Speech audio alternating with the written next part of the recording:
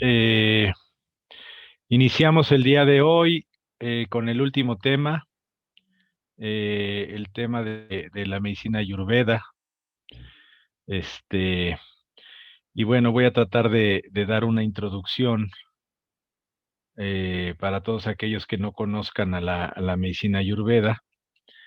Este, en una clase, pues es complicado, ¿verdad? Hablar de toda una terapéutica que se estudia en mucho tiempo, pero bueno, vamos a tratar de dar una visión general de la medicina ayurveda.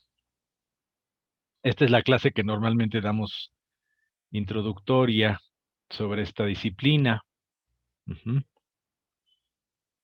Bueno, pues la medicina ayurveda eh, nace alrededor de hace 5.000 años. eh, los llamados rishis o sabios que empezaron a escribir pues todo lo que llamamos la literatura védica, ¿verdad? Que no nada más están compuestos por los famosos 4 libros de los Vedas, pero sino por un montón de literatura de un periodo muy importante de esta cultura que floreció también, al igual que la cultura egipcia, por ejemplo, alrededor de un río muy importante. Ahorita vamos a platicar de esto. Y bueno, estos sabios, a través de la observación y la práctica, fueron descubriendo varios secretos y fueron entendiendo las facetas de la vida del ser humano y cómo promover una salud duradera. Entonces, la Ayurveda se basa en la creencia de que la salud se puede alcanzar a través de un balance entre mente, cuerpo y espíritu. Ujú. Eh, Nosotros somos el reflejo de nuestro ambiente, y nuestra salud puede ser transformada a través de la conciencia.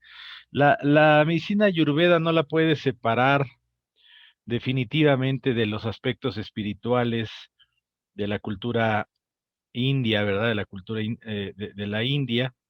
Es, en mi opinión, muy personal, la terapéutica más completa que he conocido en mi vida, porque abarca todos los aspectos del ser humano, desde lo muy físico y material hasta el tema espiritual.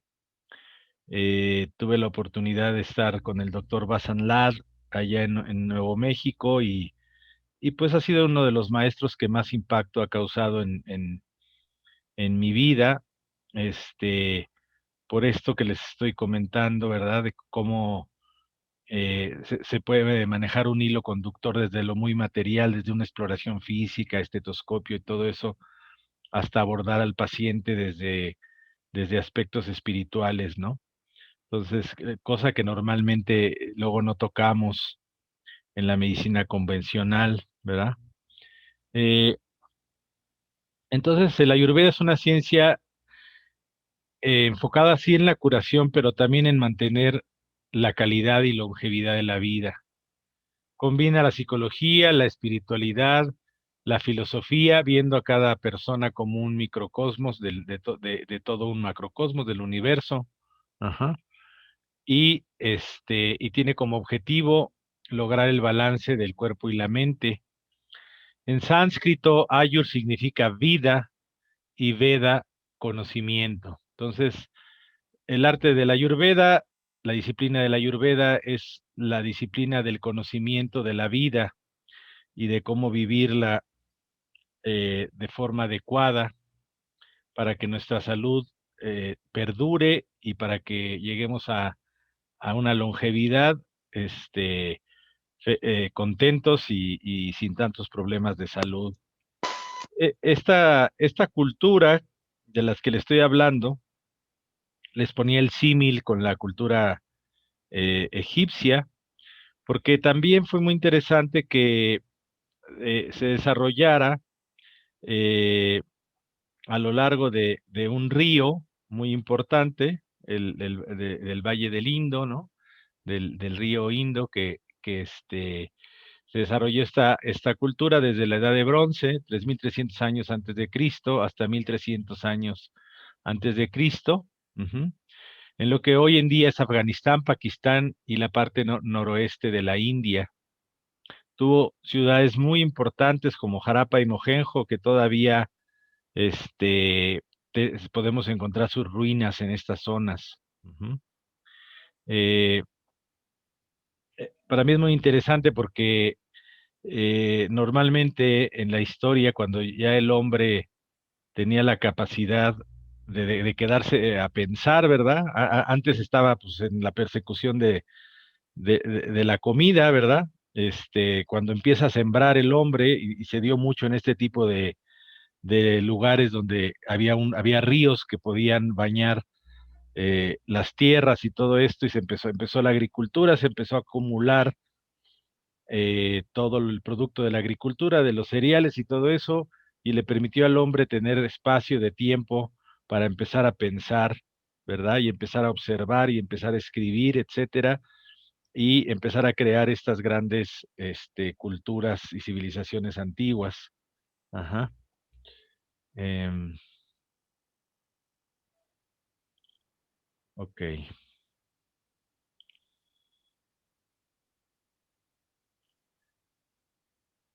Es lo que les comentaba, al igual que otras culturas como Mesopotamia y Egipto, esta cultura se fue desarrollando a lo largo de un río que le daba capacidad de crecimiento a estas sociedades, ¿verdad? Eh, entonces, eh, toda esta zona pues tiene muchos datos arqueológicos desde periodos muy antiguos, ajá. este, desde la prehistoria, vamos rescatando esta cultura, y acuérdense que le llamamos historia al momento en que el hombre empieza a escribir, empieza ya a dejar cosas, su conocimiento y todo por escrito, ¿no? Y en este sentido, la medicina ayurveda y la cultura hindú en general, pues empiezan lo que llamamos el periodo védico, que es un periodo en donde se escribió en sánscrito antiguo todo el conocimiento de estas personas, y quedó pues plasmado en los famosos Vedas, que se consideran los libros de conocimiento más antiguos de la humanidad. Para algunos autores están entre el 1700 y 1000 este, de la era común, aunque algunos los datan hasta hace 10.000 años, ¿no? Lo que sí queda claro es que es una cultura muy antigua. Ujú. Los Vedas hablan de todo, y como bueno, como platico en algunas cuando enseño medicinas tradicionales antiguas, eh, los libros antiguos tenían un conocimiento transversal más que un conocimiento vertical, es decir, no estaban separados en disciplinas, química, física, biología, etcétera, etcétera. Tú te puedes encontrar un libro antiguo y tiene un conocimiento horizontal. Si te puede estar hablando de medicina, de botánica, de filosofía, de geografía o de lo que quieras en forma simultánea, ¿no? Ujú. Eh, entonces se dice que los rishis o sabios escribieron estos textos, se les considera textos sagrados, de alguna manera inspirados por la divinidad. Ajá. Este, Estos personajes en un estado probablemente de trance, o en un estado de especial, pues pudieron ir escribiendo esta literatura tan antigua, ¿no? Veda significa en sánscrito conocimiento, ajá, y existen pues 4 libros fundamentales, que son los 4 textos más antiguos de la literatura de la India, ¿verdad? Ujú. Y que forman la base de lo que es la religión védica, previa a la religión hinduista. El más antiguo de todos, el Rig Veda, ujú, fue compuesto alrededor del segundo milenio antes de Cristo. Ujú. Y los otros, pues, son escritos también relacionados al primero. Ujú. Estos 4 libros los llamamos los Samhitas. Tienen una serie de mantras o textos métricos, así como en una estructura como poética, ¿no? Está el Rig Veda, el Samaveda, el Yagur Veda, el Atharva Veda. Ujú. Este, eh, y la mayoría del contenido de estos libros se enfoca en la naturaleza, en las deidades más antiguas, que así como otras culturas eran deidades como el sol, como el fuego, ¿verdad? Ya después se fueron desarrollando otro tipo de deidades más humanizadas, ¿no? Este, ok.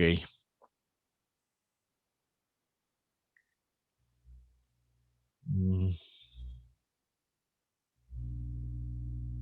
Entonces, todo el periodo védico se le conoce al periodo en donde se escribieron una multiplicidad de libros en sánscrito antiguo, ajá, y hay muchos, están los brahmanas, comentarios sobre los Vedas, los Upavedas, los Vedangas, ajá, los Aranyakas, ajá.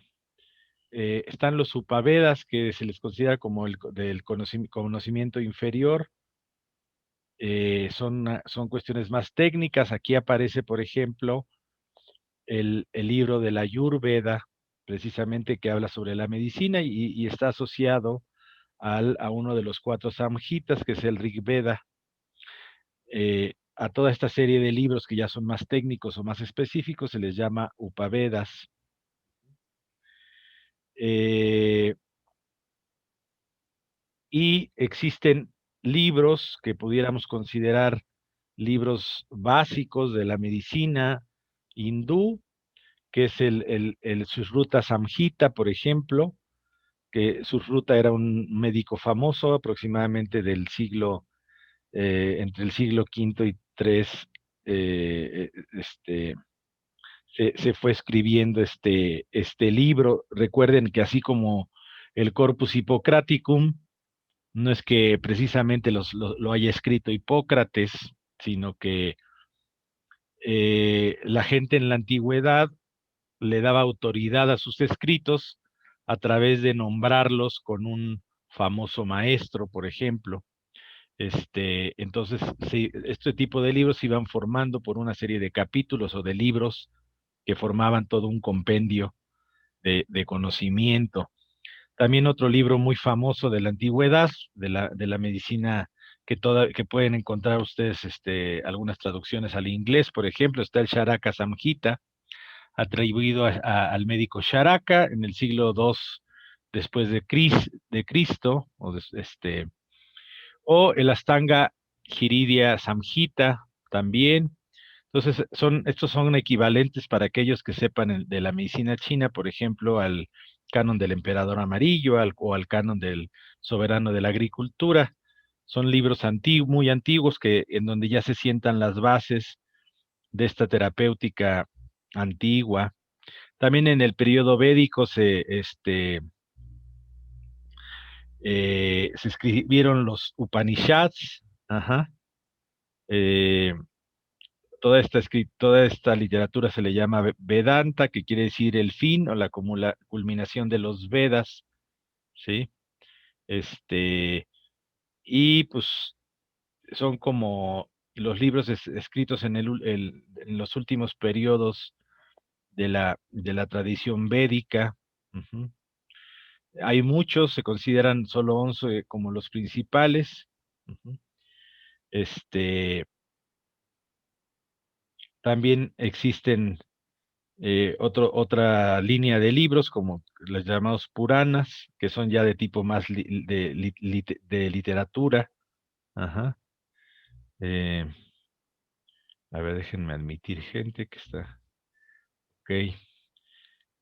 O por ejemplo, un ejemplo de un Purana es el famoso Bhagavad Gita, que es un texto sagrado, eh, es parte del famoso Mahabharata, ajá, y tiene la historia del famoso Krishna, quienes algunos, desde el punto de vista hinduista, se considera una encarnación de Vishnu, pero para otros, por ejemplo, los Hare Krishna, se considera el origen de Vishnu, y son interesantes. Aquí en el dibujo, por ejemplo, ustedes lo ven siempre clásicamente asociado a vacas, bueno, en las pinturas hindúes, los que están de color azul o negro son dioses, y característicamente Krishna tiene su flautita, ajá, ya que era, hagan de cuenta, como el flautista de Hamelin, pero en vez de ratas, él llamaba a las vacas, y además también aparece asociado de muchas mujeres que pastoreaban ahí a las vacas en muchos de sus pinturas. Ujú. Bueno, siempre que hablo de medicina tradicional y bueno, de medicina alternativa, me gusta mucho tocar el tema de Thomas Kuhn y las revoluciones científicas. Thomas Kuhn en 1970 escribe la estructura de las revoluciones científicas y demuestra que la ciencia no va creciendo de una forma así lineal en el tiempo, como que van haciendo nuevos hallazgos y uno se va sumando al otro, sino que desde un punto de vista social, sociológico, eh, va desarrollándose de una forma muy diferente, en donde normalmente hay algo aceptado, le llamamos a esto paradigma, ujú, que se constituye en ciencia normal cuando ya una comunidad lo acepta completamente. Vamos a pensar, por ejemplo, en la teoría infecciosa, ¿no? Este, ¿Y qué pasa? Que de repente empieza a haber algunas anomalías o descubrimientos en las investigaciones que ponen o que encuentran cosas totalmente diferentes a lo que el paradigma decía. Esto pone en crisis ese paradigma e inicia una revolución científica, como la definió Kuhn. Esta revolución va a dar como lugar a un nuevo paradigma y a una nueva ciencia normal, normal como lo aceptado, ¿verdad? Entonces a mí me gusta mucho siempre tocar a Kuhn porque Thomas Kuhn plantea algo que en la medicina está pasando, sobre todo en las últimas décadas, en donde estamos contemplando que la medicina dominante, la medicina alópata, está teniendo una revolución porque existen muchos paradigmas que están planteando otras propuestas diferentes de observar el fenómeno salud-enfermedad. Y para esto me encanta siempre el cuento del elefante, no sé si ya se los dije en este curso, pero es un cuento hindú del siglo IV que dice que había un elefante, bueno, más bien había unos monjes ciegos. El cuento original es de 6, pero bueno, lo cuentan de 3. Ellos no sabían lo que era un elefante. A un monje lo ponen en la trompa, a un monje lo ponen en una pierna y a otro en la cola. Le piden que toque al elefante y luego se los llevan y les preguntan qué es un elefante.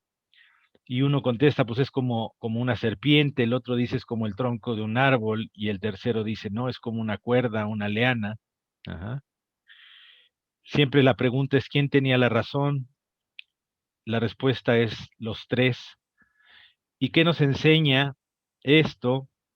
Pues que la realidad nunca es accesible por completo a nosotros, siempre se ve desde una perspectiva. Fíjense, ya estaban hablando de filosofía de la ciencia desde antes, conceptos que se han discutido en la modernidad, ¿verdad? Este, si al elefante le llamamos salud y enfermedad, pues va a depender desde el ángulo, desde la parte en que la observamos, cómo la entendemos. Es muy diferente. Yo siempre digo que hay medicinas de pata delantera derecha, medicinas de pata trasera izquierda, medicinas de cola, medicinas de oreja. Es decir, todos vemos la misma realidad, pero desde diferente punto de vista. ¿Mm? Levi Strauss, un famoso antropólogo del siglo pasado, definió que la ciencia primitiva, entre comillas, tenía los mismos mecanismos de entendimiento que la ciencia moderna.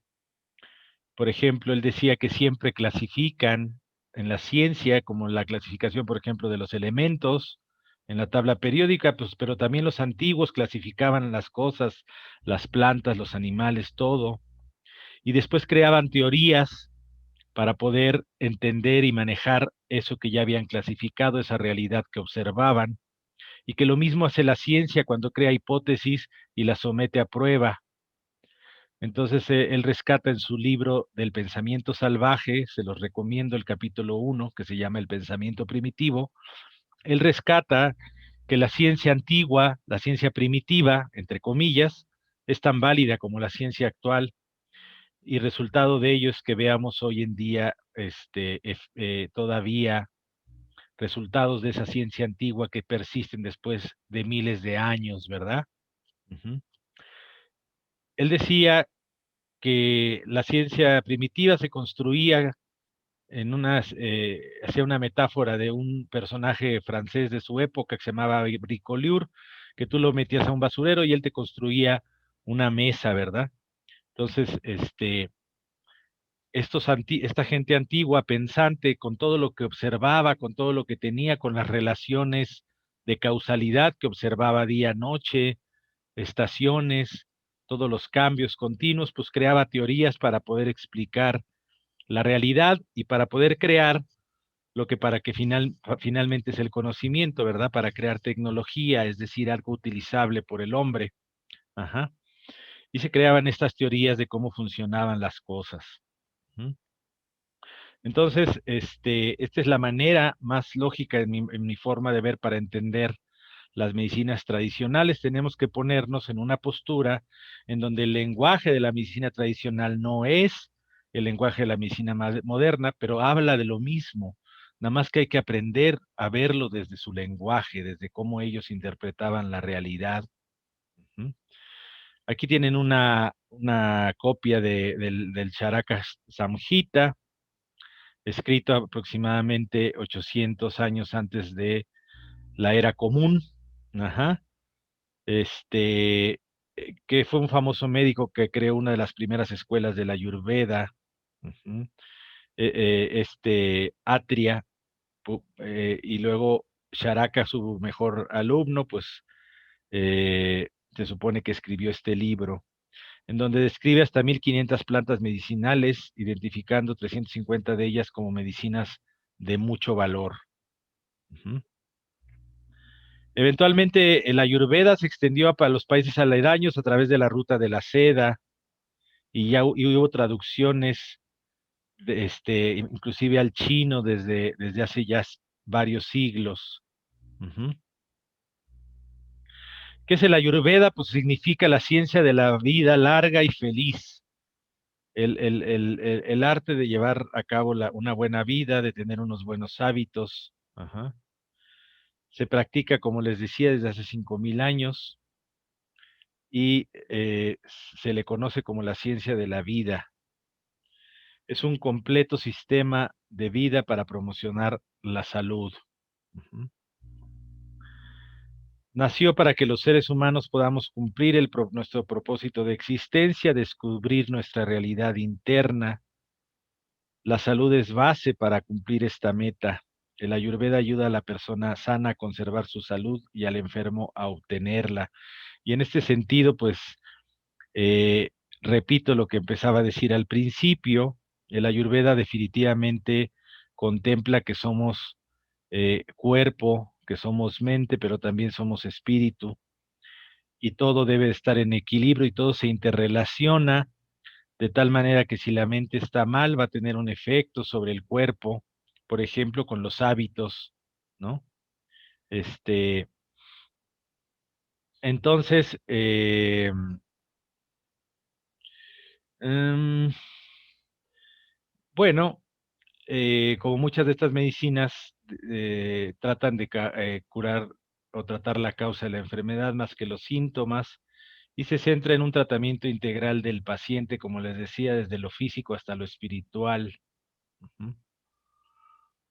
Em, y tiene conceptos muy interesantes como el de la toxicidad o AMA, que espero que írselos comentando en la clase de hoy, que como les digo, pues está complicado dar todo el Ayurveda en una clase, pero voy a tratar de que se queden con una idea amplia de la Ayurveda. Ujú.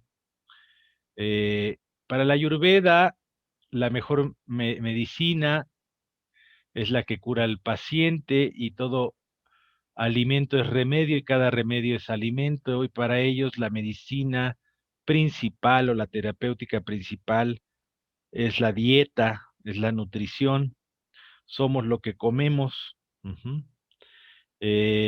Y en todo ponen un gran énfasis, primero que otra cosa, en el aspecto de la nutrición, y clasifican a los alimentos, así como clasifican a las plantas medicinales por sus efectos en el cuerpo y sus efectos en las alteraciones de lo que vamos a conocer como doshas, que les voy a explicar ahorita más adelante.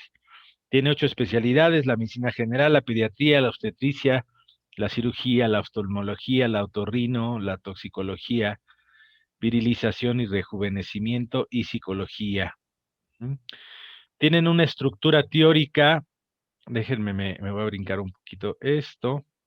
Ahorita se los explico, aquí están tienen una estructura teórica eh, de lo que han llamado algunos autores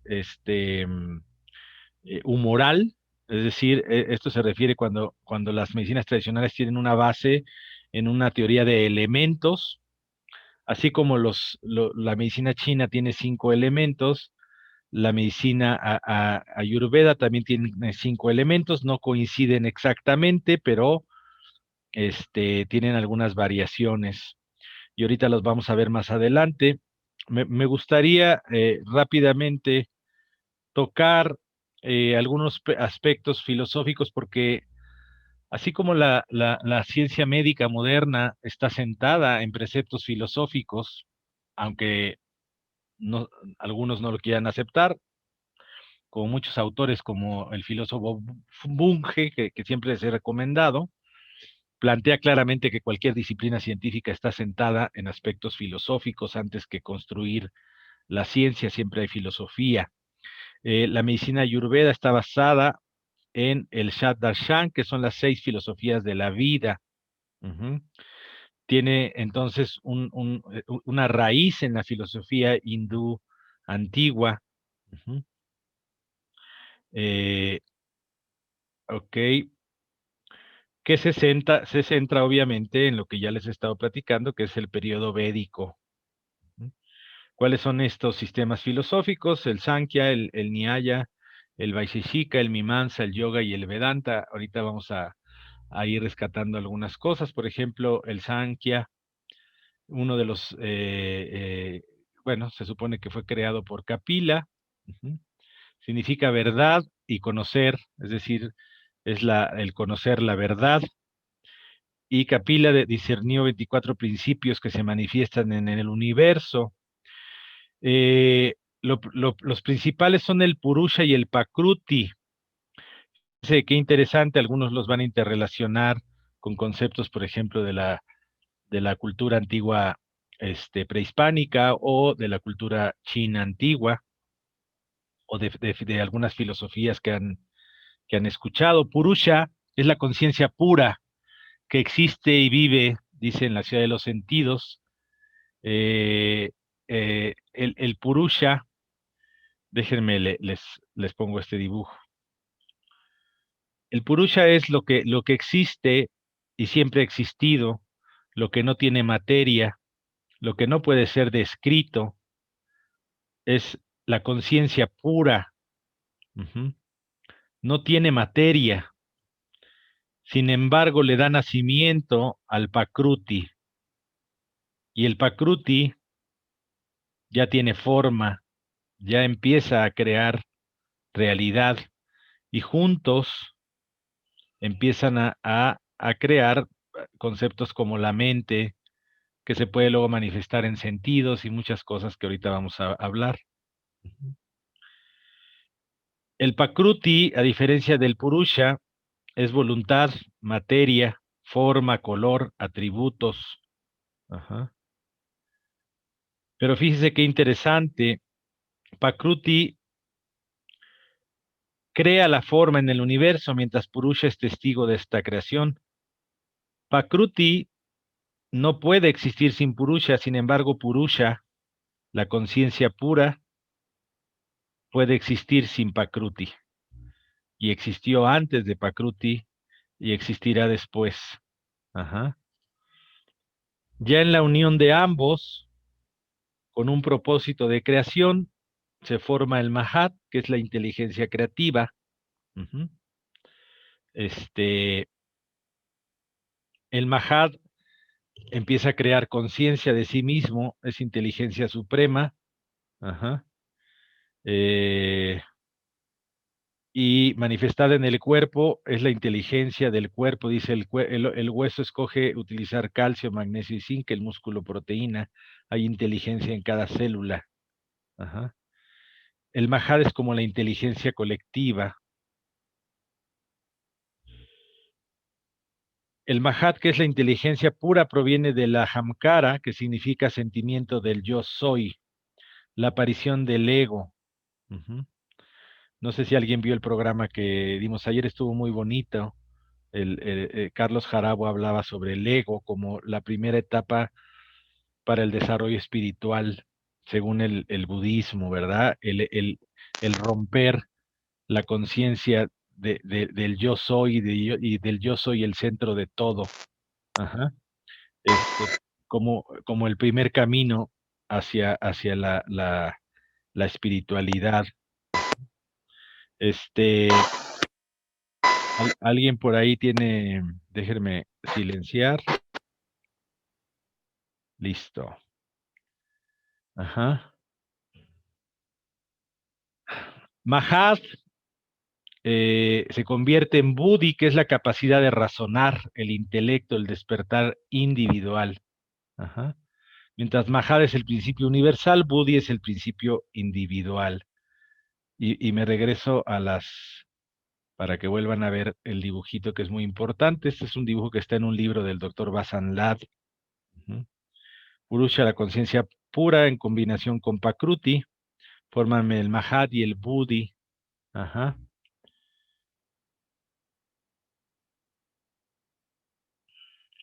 Que finalmente va a desembocarse en las tres cualidades universales que impregnan toda la creación y son el sattva, el rajas y el tamas. Y como vienen los dibujitos, el sattva es balance, armonía, positivo, paz, claridad. El rajas es movimiento, actividad, energía, excitación, pasión. Y el tamas es la inercia, la inactividad, la negatividad, la apatía, la flojera, el abotagamiento, que se puede traducir así, dullness. Ajá. Este, entonces,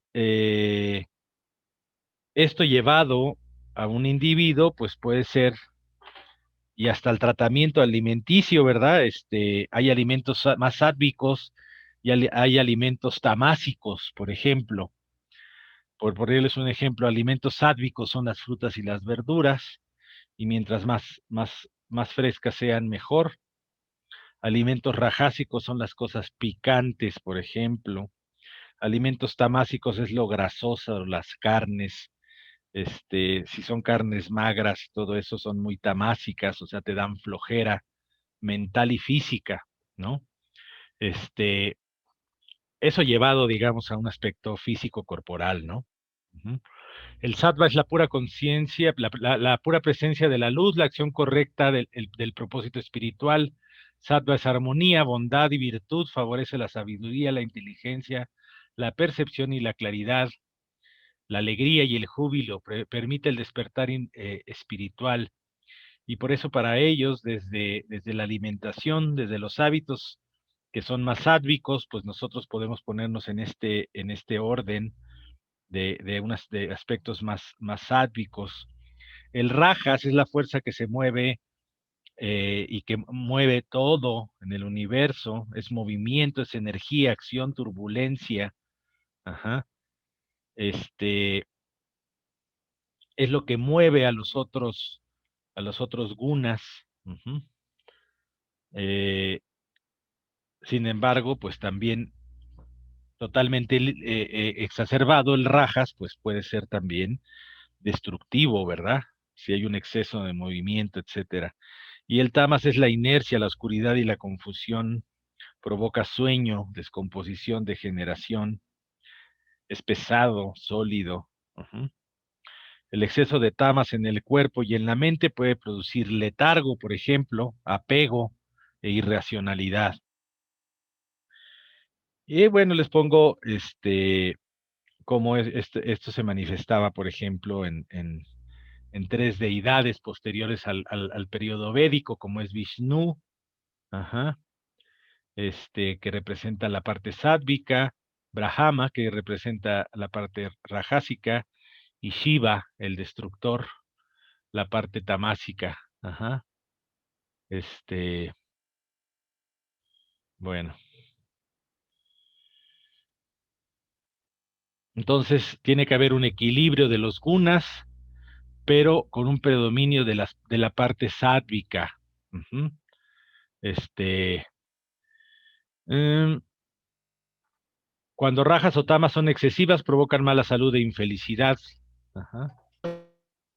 Tamas también es importante tener un poquito de tamas porque nos permite la relajación, la calma, el detenernos, ¿verdad? Pero necesitamos a rajas para sobrevivir el mundo, ujú, porque tenemos que movernos. Como ejemplo de esto, pues les decía que los alimentos más sádvicos son ligeros, jugosos, frescos, energetizantes, están llenos de fuerza vital, lo que es el prana. Comerlos frescos es mejor, o preparados con amor, dice aquí, en cantidades moderadas. Y pues van a tener ejemplos como las verduras, ajá, las frutas, el coco, la leche de coco, las avellanas, almendra, leche, la manteca de almendra, dice alubias, lentejas, todo esto es sádvico, cereales, eh, el azúcar natural, no la azúcar blanca que compramos en el súper, ¿verdad? La azúcar natural, como es la del jarabe de arce, o el néctar del agave, la miel cruda, o la caña cruda, como aquí en México que usamos el piloncillo, ¿verdad? Ujú. Algunas plantas medicinales que se consideran sádvicas, ujú, el aceite de oliva, etcétera. Hay alimentos rajásicos que te aceleran, ¿verdad? Poseen sabores amargo, agrio y salado y picante. Para ellos, los sabores son muy importantes en los efectos terapéuticos tanto de los alimentos como de las plantas. Las carnes rojas, los huevos, el pescado, el ajo, la cebolla, los pimientos, las papas, las berenjenas, las que llamamos se me olvidó, solanáceas, todas estas te activan, son algo ácidas y picantes, los rábanos. Ujú. Todo esto es de naturaleza rajásica. Y su ingesta excesiva, pues, se asocia a desasosiego, excitación, agitación, ira, celos, engaño, egoísmo. Los alimentos tamásicos, pues, son las bebidas y dulces efervescentes, los refrescos, las papas fritas, el helado, el exceso de alcohol, carnes como el cerdo, carnes oscuras, panes viejos, quesos muy fermentados, ajá, frutas excesivamente maduras, todo esto es tamásico, te enlentece. Y bueno, aquí hacen una relación de los elementos a los gunas. Los elementos no se los he nombrado, los elementos en la medicina ayurveda es la tierra, el agua, el aire, el éter, que es el espacio en el que puede estar el aire, es decir, sin éter, sin espacio, no puede haber nada, y el fuego. Ujú. Ok, entonces desde el Sankhya, desde la filosofía Sankhya, dice que desde que vemos nuestro cuerpo, nuestro yo, empezamos a juzgar. Ajá. Dice, no nos gusta de repente nuestra cara, pelo, nariz o color, pero no somos cara, pelo, nariz o cuerpo, somos habitantes habitando un cuerpo. Somos algo más noble y alto, somos Purusha, ujú, la conciencia universal. Somos observadores de lo que está pasando en este aquí y ahora. El Nyaya y Vaisheshika son otras filosofías representadas por autores como Gautama y Kanada. No es Gautama Siddhartha, es otro Gautama. Y Kanada. Nyaya significa lógica y Vaisheshika significa especificar los aspectos importantes de la realidad. ¿Mm? Para ellos, el conocimiento se obtenía a través de observar y de tener una lógica crítica. Eran mucho como los científicos modernos en su filosofía. Pueden, encontraron que ciertos principios se podían experimentar con la percepción sensorial. Ajá. Prajana significa prueba, pues sometían a prueba las cosas y hablaban de las 9 sustancias causales del universo y el Nyaya de cómo razonar con ellas. Las nueve, las 9 causas del universo, primero están los elementos, que es el éter, aire, fuego, agua y tierra, pero también está el alma, la mente, el tiempo y la dirección. Ujú. Entonces, Vaisheshika en un sentido, pues es similar a la teoría atómica occidental, porque dividía las cosas en elementos, ujú, y consideraba 3 orígenes del conocimiento: no válido, la duda, ujú, la falsa cognición y el argumento hipotético.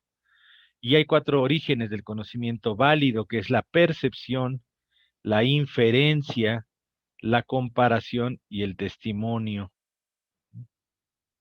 La percepción es el conocimiento producido del contacto de los sentidos con el mundo. Ajá.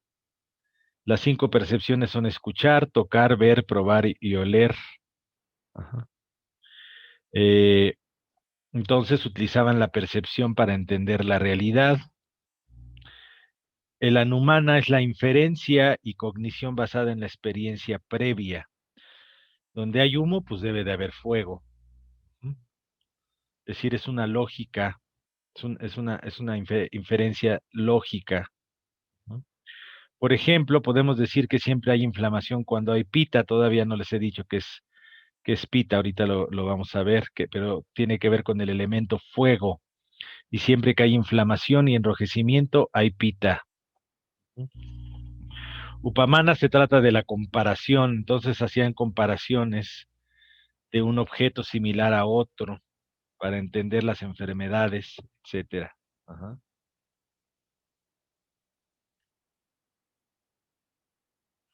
El Shabda significa el testimonio verbal, entonces creían en que el testimonio también era válido, es decir, la información que había en los Vedas, por ejemplo.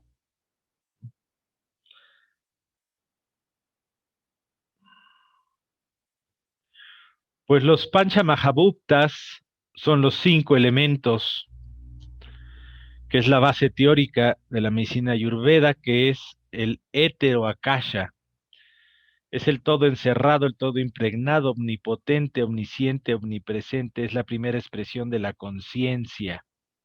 Es la necesidad básica de las células en el desarrollo de la materia. El éter viene primero. El éter es el espacio, vacío, sin resistencia, donde todo se va creando. Ajá. Dice, sin éter no hay amor a la libertad. El éter es el espacio. El aire es cuando ya hay un movimiento dentro de ese espacio, ajá, que se convierte, esta conciencia pura se convierte en aire cuando empieza a moverse. El aire es el principio necesario para mantener el cuerpo en constante movimiento y se manifiesta como energía.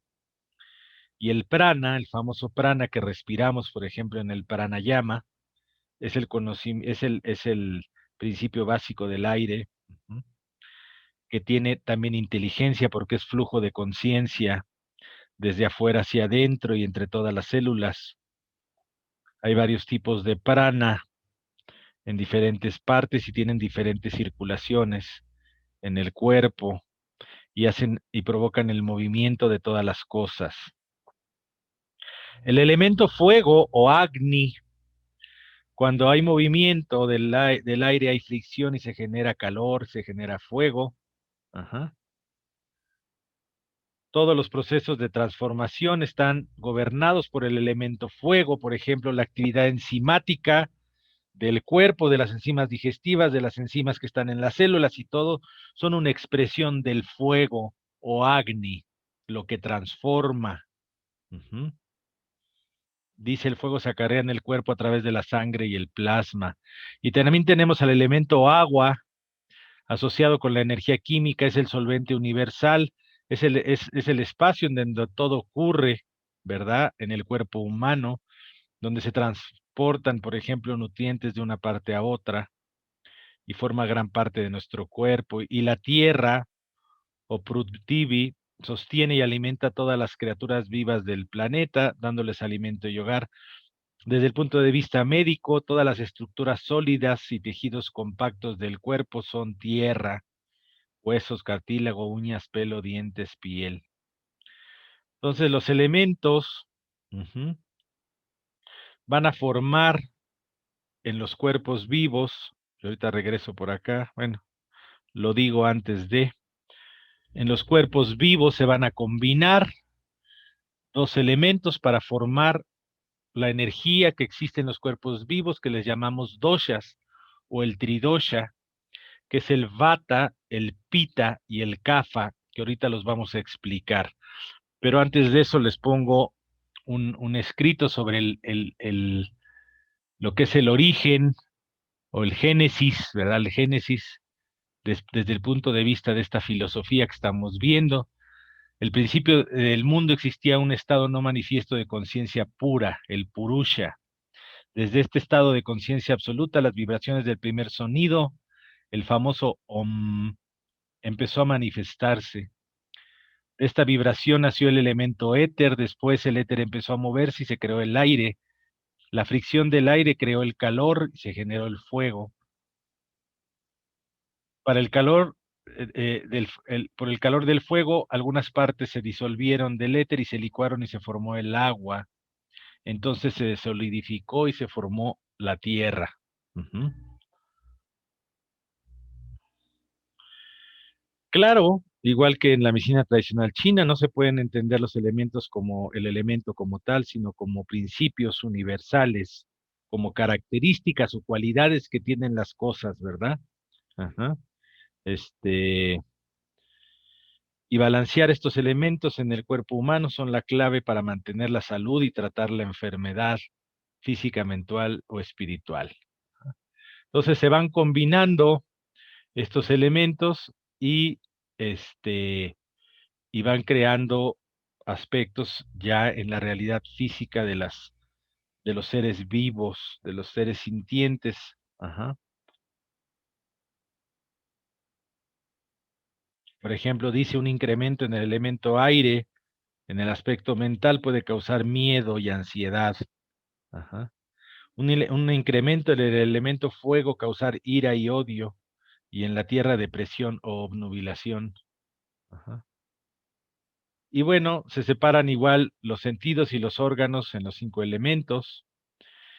Otra de las 9 causas de esta filosofía, decíamos, la sexta causa de las 9 sustancias causales importantes es el alma o Atman. El alma es eterna y universal, individual o suprema, es indivisible, es el sustrato del fenómeno de la conciencia, es el pedacito del purusha que tenemos todos. Ujú. El alma individual no percibe otras almas, pero puede inferir su existencia. Ajá. Para la filosofía védica antigua, el alma es la verdadera identidad del mí mismo, el cual puede vivir sin cuerpo y sin mente. Ujú. En el sueño uno olvida el cuerpo y la mente y se pone más en contacto con el alma. La mente humana es el séptimo factor causal, es universal, atómica o indivisible y no es directamente perceptible. La mente dirige la experiencia, el aquí y el ahora, la conciencia de que estamos captando a través de los sentidos. Ahorita su mente, su manas de ustedes, pues está poniendo atención a esto que estoy diciendo, está percibiendo en el aquí y en el ahora, y se está manifestando el manas. Ujú. Eh, Igual contemplaban un manas consciente y un inconsciente, como es el concepto del sistema nervioso autónomo. El tiempo, fíjense, la octava sustancia causal es el movimiento y el cambio. El tiempo es muy importante y y se utiliza también en la Ayurveda, por ejemplo, para medir las respiraciones, los latidos, ajá, las etapas de la vida. Y dice aquí hay un tiempo cronológico y uno psicológico, y esto me recuerda mucho a un autor famoso de la medicina alternativa, un internista gringo que decía que el tiempo del hombre no es el tiempo de la física, porque el tiempo del hombre siempre es circular, siempre regresamos al pasado, siempre estamos todo el tiempo yendo hacia atrás para poder entender el presente a través de la experiencia que hemos tenido en el pasado. Ujú. El noveno factor causal es la dirección, que es un importante concepto en el Ayurveda. El movimiento de la energía hacia arriba, abajo, lateralmente, las direcciones usadas en el Ayurveda, así como en la medicina tradicional mexicana, etcétera. La energía, igual en la medicina china, la energía de las cosas, o sea, todas las diferentes manifestaciones en el cuerpo, de los elementos, de los doshas, tiene una energía hacia un lado y se mueve hacia un lado y eso nos explica también ya en la práctica algunas manifestaciones de la enfermedad. Bueno, voy a avanzar.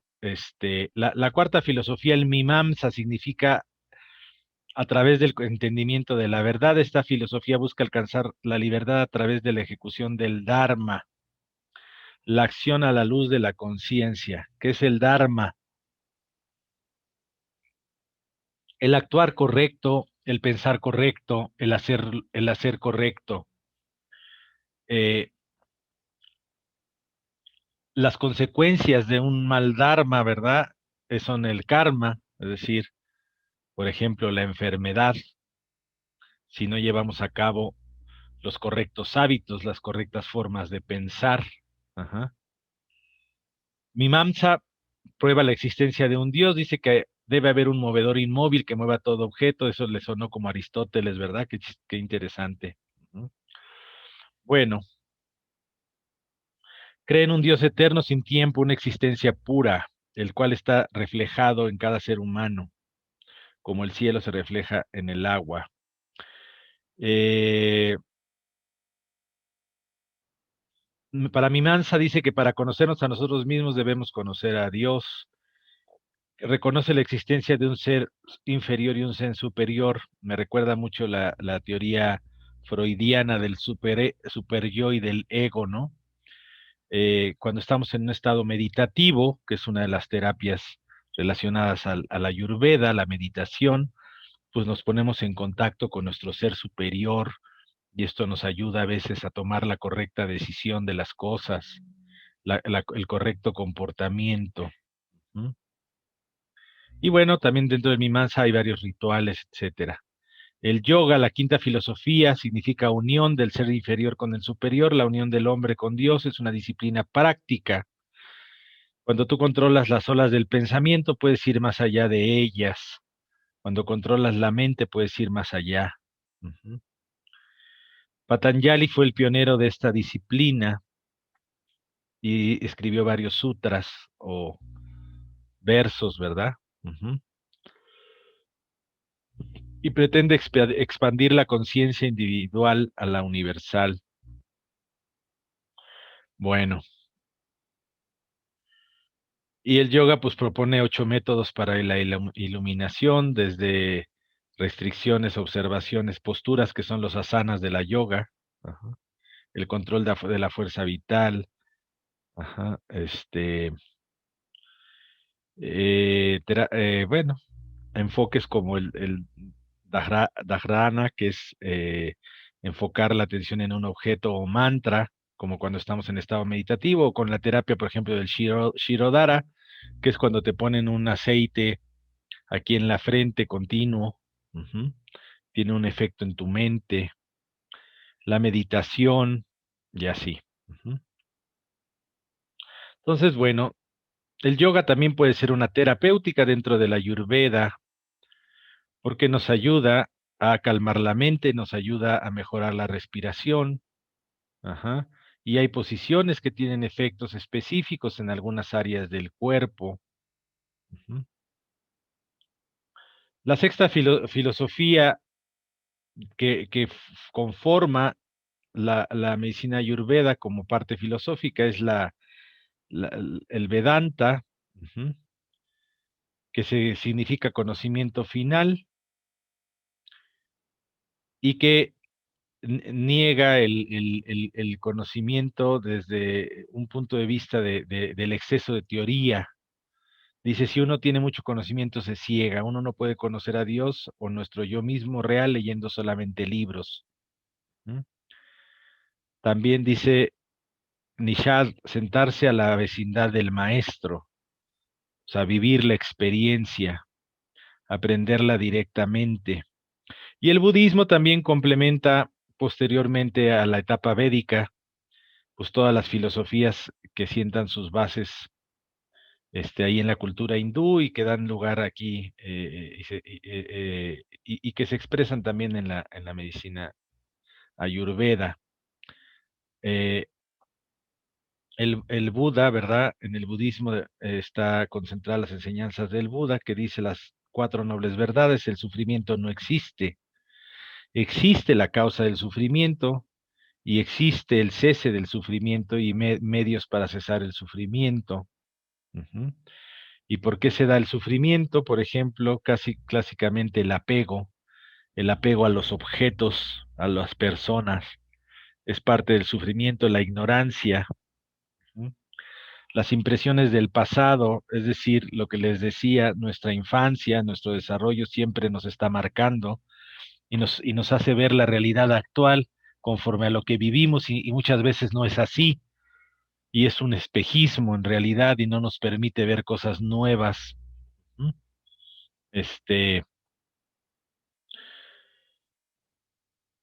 La idea del envejecimiento y la muerte también es interesante y me recuerda al filósofo Heidegger que decía que el hombre siempre estaba dirigido a la muerte y todo lo que hacía estaba sobre la conciencia de que iba a morir en algún momento y para el budismo esto es un espejismo porque no existe la muerte. Ujú. Hay 8 vías para sobrepasar el sufrimiento, la percepción, el correcto pensar, el correcto hablar, la correcta conducta, el vivir correcto, el hacer correcto, la atención plena y la correcta meditación. Ujú. Que suena mucho como al Dharma precisamente. Bueno, el Shadarshan, que son todas estas teorías, sientan la base conceptual y lógica para el Ayurveda, ¿verdad? Para todas las enseñanzas de la Ayurveda y su estructura ya llevada a la práctica. ¿Mm? Eh, bueno, vamos a tener una pausita de 5 minutos y vemos, les quiero enseñar lo que son los doshas para que entiendan más todavía de cómo se entiende la enfermedad desde el punto de vista de la Ayurveda, ajá, y luego pasar a una pequeña presentación de lo que sería el COVID-19 de acuerdo a la Ayurveda, ¿sale? Entonces, regresamos en 5 minutitos.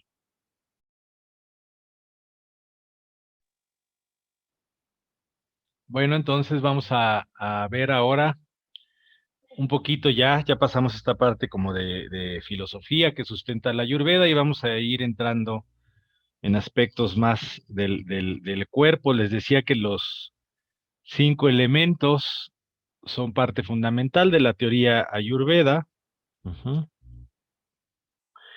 Y que eh, no es necesariamente pensar en el agua, ¿verdad? Como tal, sino en sus atributos, en su forma de comportarse, ¿verdad? Para poder entenderla como ocurre en el cuerpo humano. Ajá. Y los 5 elementos o Panchamahabhuktas podemos, igual, les decía, separarlas en los 5 sentidos y en cualidades que son muy importantes entenderlas porque cada elemento tiene diferentes cualidades y se van a manifestar en el cuerpo. Por ejemplo, el aire es frío, es áspero, es seco, mientras el agua es líquida, fría y viscosa, y la tierra, al contrario, es sólida, es pesada, es estable. Y todo esto lo podemos ver a nivel de la sintomatología y podemos entender desde los 5 elementos qué es lo que está prevaleciendo en alguna alteración del cuerpo, por ejemplo. El tridosha, que era lo que les quería platicar, es que toda la materia viva va a manifestarse en 3 fuerzas, 3 energías que gobiernan todos los procesos biológicos. El término dosha significa aquello que ensombrece o causa que las cosas se deterioren. ¿Mm? Es muy interesante, me parece mucho parecido al concepto miasmático de la medicina homeopática, ¿verdad? O el concepto de campo interferente de la terapia neural, y así otros conceptos. Es aquello que en equilibrio está bien, pero que tiene la posibilidad precisamente de causar un deterioro a la salud si está en desequilibrio. Estos son el Vata, el Pitta y el Kapha. Surgen de los 5 Mahabhuktas, de los 5 elementos, y se manifiestan solamente en los seres vivos. Y aquí los tenemos el primero, que es el Vata, que está formado por éter y por aire. Entonces imagínense sus cualidades de alguien que sea muy Vata. El Kapha, perdón, el Pitta está formado del fuego y del agua. Y el Kapha está formado de la tierra y el agua. Ujú. Entonces el Vata tiene cualidades de movilidad, rapidez, seco, liviano, áspero. Ajá. El Pitta es caliente, agudo, liviano, penetrante, ácido. El Kapha es sólido, es pesado, es oleoso, frío, dulce, pegajoso, inmóvil. Por ejemplo, el Vata representa mucho el movimiento en el cuerpo, el sistema nervioso, el funcionamiento de las neuronas, etcétera, el movimiento corporal. El Pitta representa funciones como lo que transforma las enzimas, los procesos este, eh, químicos del cuerpo, desde el aparato digestivo hasta dentro de las células, etcétera. Y el Kapha representa los aspectos estructurales del cuerpo. Ujú. Un Vata, aquí lo tienen dibujado, es flaco y anda corriendo. Ujú. Tiene que ver con movimiento, actividad, vitalidad. Son altos dice, constitución delgada y ligera, musculatura pobremente desarrollada, articulaciones prominentes. Son vacilantes y tienden a postergar. Ajá. Les falta seguridad, son inquietos. Detestan al frío porque tienen cualidades frías. Ajá. Disfrutan de la comida, pero su digestión es muy irregular. Tienden a la sequedad, hablan rápido. Tienen sueño muy ligero y discontinuo. Ujú. Pero como son aire y son éter, son muy creativos. Sueñan mucho. Imagínense, un exceso de bata se podría manifestar como en una esquizofrenia, por ejemplo, ¿no? Alguien que piensa de más allá de lo que está sucediendo en el mundo real, ¿verdad? Aprende rápidamente, pero poseen memoria frágil, se manifiestan poca fuerza de voluntad, son poco osados. caen a menudo en la intolerancia, son propensos a la ansiedad, al nerviosismo y al miedo. Ya les dije, son delgados, de piel áspera y seca. Dice, comen rápidamente, sin masticar. Sus horarios son muy irregulares, su memoria es más errática, su sueño es interrumpido. Tienden a tomar decisiones precipitadas, tienen insatisfacción o escasa habilidad para sostener relaciones. Sus sueños contienen imágenes de volar, saltar, escalar, correr. Ajá. Y esas son los gunas del vata, o sea, las cualidades. Frío, áspero, seco, ligero, fino, penetrante, móvil, fluido, claro, transparente. Si ustedes lo llevan esto a un aspecto fisiológico, a un aspecto corporal, la orina vata es muy clara, por ejemplo. Las mucosidades muy, bueno, vata es seco, casi no se manifiesta con mucosidad, se manifiesta con gases, por ejemplo. La colitis con muchos gases es algo vata, por ejemplo. Ujú. Este, es elemento aire y es seco. Ujú. Sí, claro que sí, Diana, vamos a ver todo esto llevado al COVID, pero no te lo puedo explicar si no te explico antes un poquito de esto, porque aquí hay mucha gente que no conoce de la Ayurveda, ujú, en este grupo. Ujú. Bueno, entonces el Vata este, se puede manifestar en alteraciones de los movimientos, en alteraciones de la mente, ajá, pérdida de energía, alteraciones de la respiración, el insomnio, la ansiedad, la fatiga, ¿sí? Ok. En cambio, el Pita es de constitución media, tiene una fuerte digestión, produce calor, eh, su mente es brillante, es entusiasta, tiene mucho valor, es como líder, tiene mucha voluntad, ujú, tiene un desarrollo muscular moderado, tez rojiza o amarillenta, dice tendencia a sudar, deseos sexuales moderados, apetito excesivo, consume grandes cantidades de alimento, es muy inteligente, líder, buen orador, tiende a ser en su parte excesiva, celoso, enojón o emite juicios. Tiene un alto sentido de la responsabilidad y es capaz de tomar decisiones a diferencia del Vata. Sus gunas, sus cualidades son caliente, móvil, agudo, fluido y viscoso. Entonces, casi todas las inflamaciones en el cuerpo, todo lo rojo, todas las cualidades de la inflamación, las clásicas calor, rubor, todo eso corresponden a pita. Ujú. Cuando hay un exceso de pita se puede manifestar como una de sus partes, de sus dos, acuérdense que el pita está formado por el fuego y por el agua y se manifiesta mucho en la parte fuego, en las inflamaciones. Puede dar temas de mala digestión, acidez, alteraciones de fiebre, inflamaciones en la piel, irritabilidad, ajá, úlceras pépticas, ajá.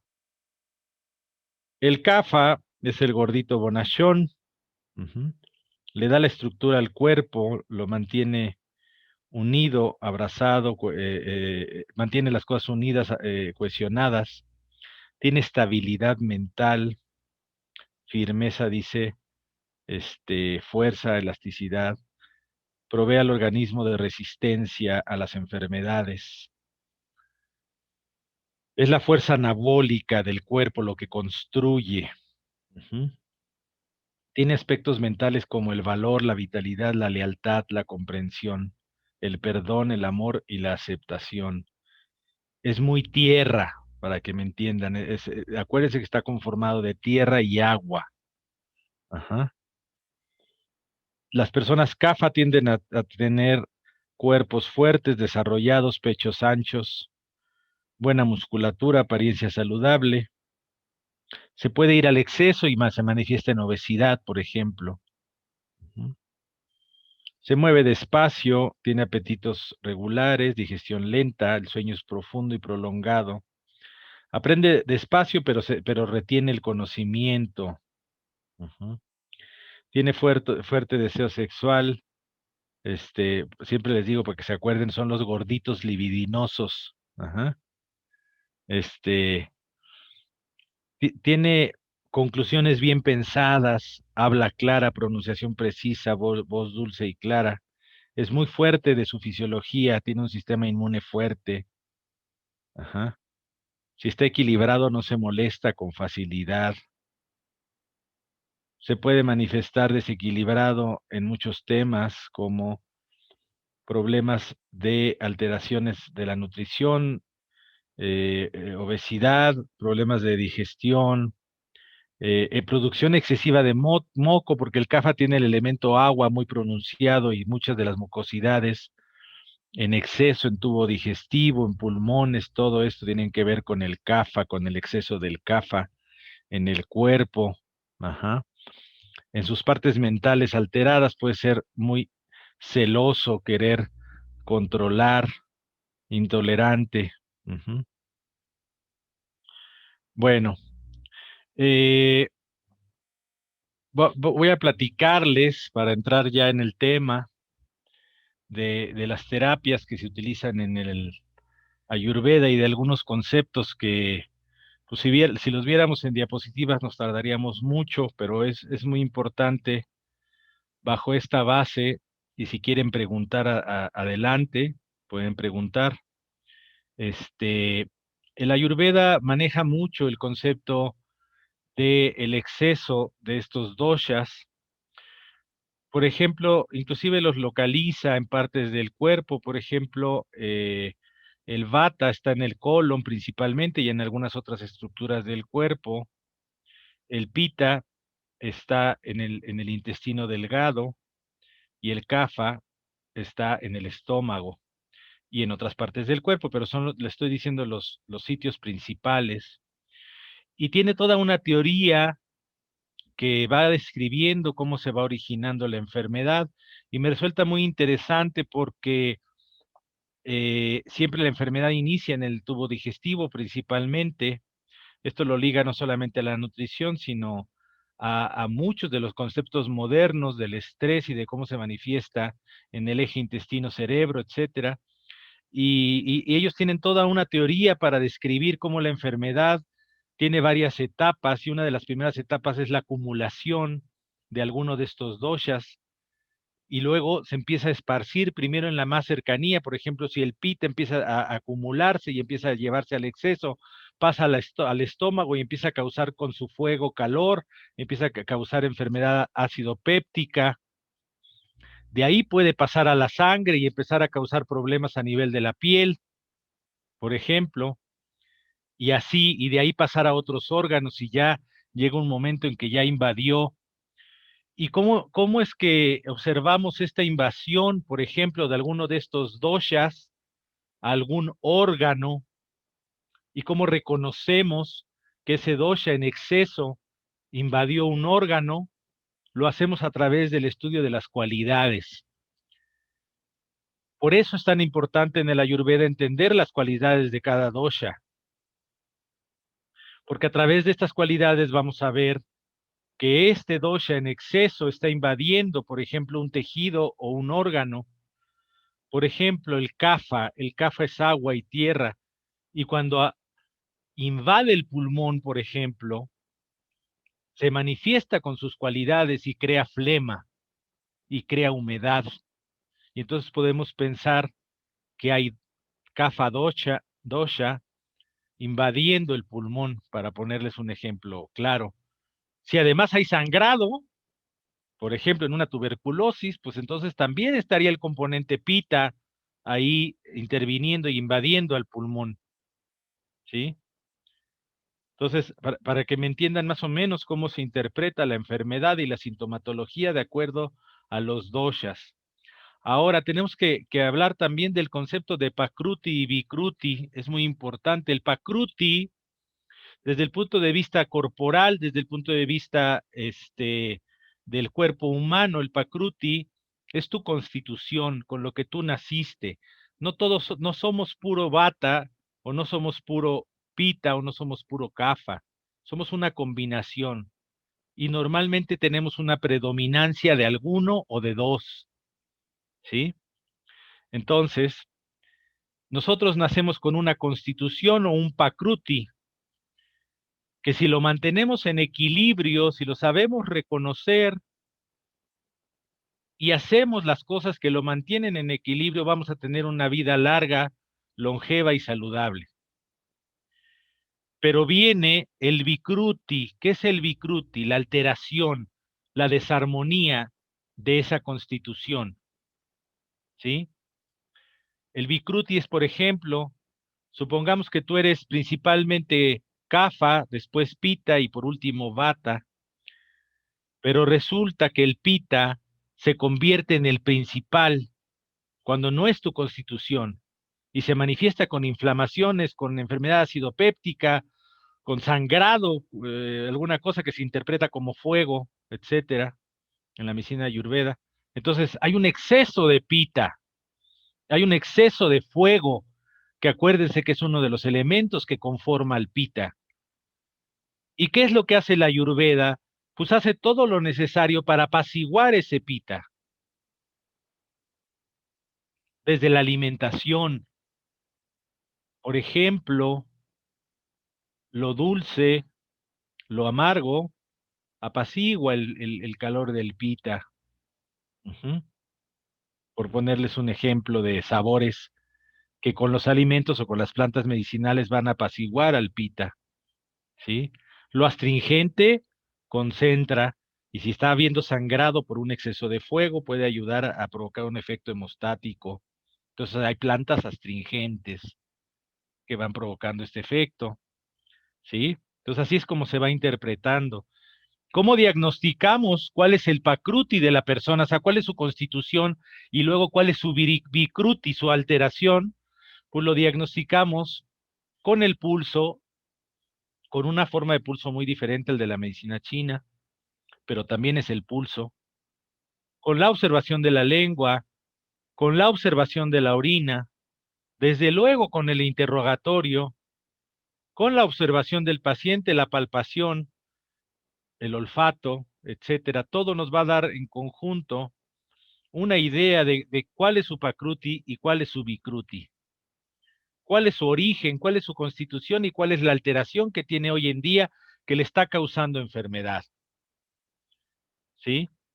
Entonces, al hacer todo esto, vamos definiendo, por ejemplo, el pulso en la profundidad habla del Pakruti y en la superficialidad habla del Vikruti. Ujú. Si sabemos tomar el pulso y aprendemos a tomarlo desde la Ayurveda, vamos a saber cuál es la constitución del individuo. Si platicamos con él y lo vemos desde cómo era en la infancia, cómo era su cuerpo, cómo era su mente, cómo era su conducta, podemos ir definiendo cuál era su Pakruti, su origen, su constitución original y por qué ahorita está en un estado de enfermedad, una alteración, lo que llamamos Vikruti. ¿Sale? Cuando ya entendimos lo que es lo que está pasando, lo que está en exceso, vamos entonces a poder empezar a plantear una serie de terapias que son muchas y muy variadas en el Ayurveda, pero que yo podría decir que las principales o la principal, la número uno, desde luego, es la nutrición. Entonces, la nutrición en el Ayurveda es fundamental y cada alimento está separado por sus cualidades y cómo afecta a los doshas. Ujú.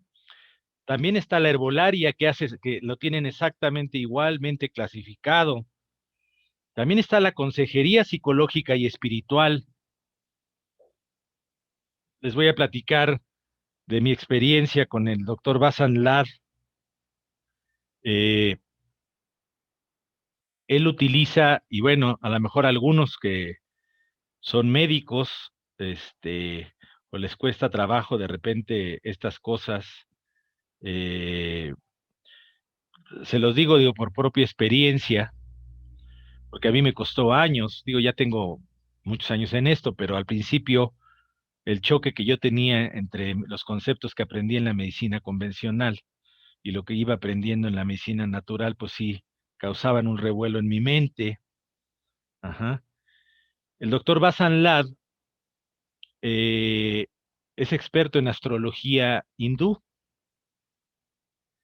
y yo tenía junto en las clases a un inglés que era maestro de astrología y me decía que el doctor Basan Lad era, pero máster, o sea, más allá. Y lo que se me hizo súper interesante es que él les hacía un estudio previo a ver al paciente. Y estás hablando de un cuate que sabía medicina. Quiero que entiendan bien al doctor Bazán. O sea, él te auscultaba con estetoscopio, te exploraba, pero además previamente les hacía un estudio astrológico. Y cuando llegaba el paciente y hablaba con él y hacía asesoría psicológica y espiritual, utilizaba esta herramienta y les decía de una forma para mí increíble: oye, es que hace 2 años te pasó algo, tuviste una pérdida importante, no sé qué, y ¡pum! Les atravesaba en ese momento el problema existencial más importante y el paciente se abría en ese momento a sus temas de adentro, del alma. Ajá. Y me causó un gran impacto, este, cómo a través de esa estrategia él llegaba a tocar los problemas existenciales fundamentales de ese paciente. Y al mismo tiempo, como les vuelvo a decir, podía estarle auscultando el corazón con un estetoscopio. Ujú. Eh, y bueno, y dicho sea de paso, antes de seguir con todas esas terapéuticas, les voy a platicar algo que para mí fue fundamental, además de que ya les dije que es una de las medicinas más completas en mi experiencia. Les voy a platicar que en esos momentos yo todavía sufría con el shock dentro de mi mente entre regresarme a la medicina convencional y a la medicina, y quedarme en la medicina natural, ¿verdad? Alternativa. Estaba al mismo tiempo estudiando este, medicina china y estudiaba una maestría en farmacología. Y estaba con mi mente así, había dejado la especialidad de psiquiatría y no sabía si regresarme, y andaba sufriendo en mi mente. El doctor Basan Lat hacía cánticos, o sea, cantaba mantras continuamente en sus clases, entre clase y clase, entre a ratitos, mientras hacíamos algo, él cantaba mantras en sánscrito, poquitos minutos así, y bueno, al principio me sacó de onda, me dijo, yo decía, bueno, este cuate, ¿qué onda, no? Este, un día, el doctor Basan Lad agarró y empezó a cantar un mantra largo, largo, como de 15, 20 minutos.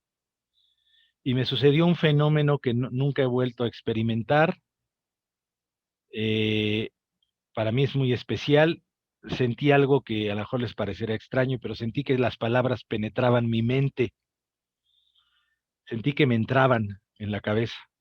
No entendía yo lo que decía, era sánscrito, porque él es un brahma, él es un hombre sabio y de cultura, digamos, del nivel superior de las castas hindús.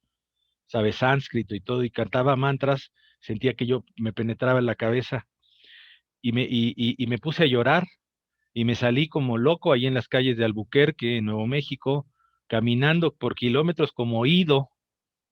Y siempre he dicho que ese fue el momento fundamental para mí cuando me perdoné por la culpa que tenía de haber abandonado la medicina convencional y acepté el dedicarme a todo esto. Y fue por un fenómeno totalmente fuera de la lógica, gracias al doctor Basan Lad, ¿no? Este, hay cosas más allá de la lógica, es lo que les estoy tratando de decir, y yo no puedo dejar de decir estas cosas y lo que estamos viendo es Ayurveda. Ajá. Entonces, pues eso me pasó y fue para mí una cosa pues que nunca voy a olvidar.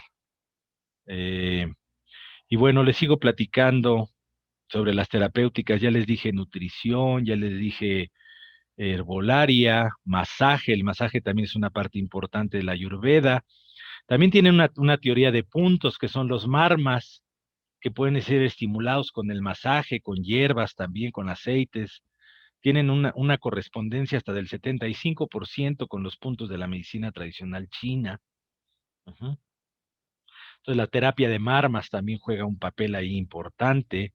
También tienen la terapia de gemas, de poner gemas en algunos puntos energéticos importantes. Tienen, ya hablamos del yoga, ya hablamos de la terapia de la consejería, o sea, abordan también el aspecto mental, emocional o espiritual del paciente. Si fuéramos hindús, a lo mejor el doctor Basanlad nos diría que pues le rezáramos a alguna deidad. ¿Por qué? No porque necesariamente exista o no esa deidad, sino lo que representa esa deidad, o sea, las características de la deidad. Por ejemplo, eh, déjenme pensar, hay un mantra que luego les pongo, es Durga. Durga es una deidad femenina. Había unos demonios y nadie los podía vencer, ninguno de los demás dioses, hasta que llegó Durga, que es una guerrera, y con sus espadas y todo mató a los demonios. Y cuando quieres potenciar el aspecto de fuerza interior de todo eso, puedes eh, recitar o escuchar el mantra de Durga, por ejemplo, ¿no? Y cuando tenemos las clases se los pongo y les explico esto que les estoy diciendo. Es decir, los dioses representan algo. Por ejemplo, el doctor Basanlad ama mucho a Ganesh, que es el dios con cabeza de elefante y que representa la sabiduría, pero también el romper los obstáculos, ujú, en la vida. Bueno, eh, entonces es la consejería espiritual y psicológica, ¿no? ¿Qué más les puedo decir? Les hablaba del concepto del exceso de los doshas. Cuando ya hay demasiado, cuando hay mucho acumulamiento, y esto inicia desde la digestión, desde la alimentación, cuando hay una mala digestión, un mal fuego, un mal agni, hablaba del agni, el poder digestivo, el poder metabólico. En el aparato digestivo, por ejemplo, se manifiesta con todos los jugos digestivos, con todas las enzimas y todo. Si hay una debilidad de esta capacidad digestiva, una mala alimentación, se empieza a generar el AMA. ¿Qué es el AMA? La toxicidad. Ujú. La toxicidad, la acumulación de materiales en exceso. Eh, AMA, siempre les digo a los alumnos, es lo contrario del agni, del fuego, ¿sí? Entonces, este exceso de AMA, cuando ya está presente en el cuerpo, se puede ver, por ejemplo, con una saburra gruesa, en la lengua, con cansancio, con heces muy apestosas y pastosas. Hay muchas cosas para observar que hay AMA, toxicidad en el cuerpo. Entonces ahí ya viene al caso una terapia que se llama panchakarma o terapia de desintoxicación. El panchakarma se divide en varias terapias, tres principales. Ajá. La provocación del vómito o vimana, que es para eliminar todas las flemas y todo, y está enfocada en el exceso de kapha. El provocarte laxación, o sea, el darte laxantes para eliminar pita o los enemas, y así los traducimos, pero no son los enemas clásicos de un hospital, son con menores cantidades y pueden ser hasta nutritivos, porque se pueden tener miel, plantas medicinales, leche, ajá, se ponen obviamente por el recto, etcétera, y esta terapia está enfocada en el vata.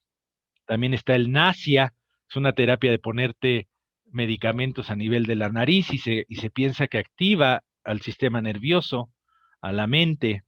Está el Shirodara, que a lo mejor lo han visto, está acostado el paciente y le están aventando un chorrito de aceite en la frente, ujú, por ejemplo. Ajá. Está la terapia de sudación, o sea, te hacen sudar para expeler toxinas. Ajá. Este, y bueno. Más o menos es la idea.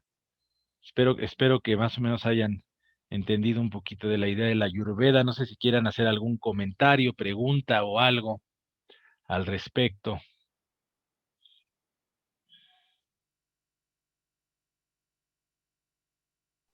Pues muy interesante, doctor.